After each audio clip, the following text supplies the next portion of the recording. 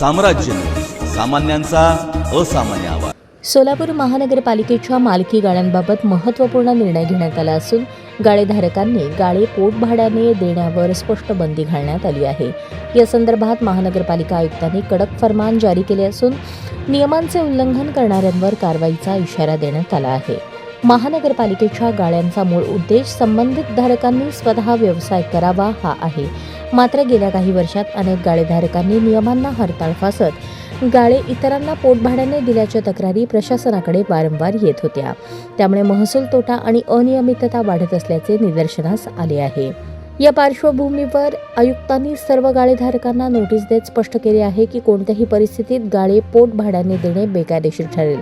संबंधित लोकांनी स्वतः व्यवसाय न करता गाळे इतरांकडे दिले असल्यास तात्काळ स्थिती सुधारावी, अन्यथा गाळे जप्त करण्याची कारवाई केली जाईल।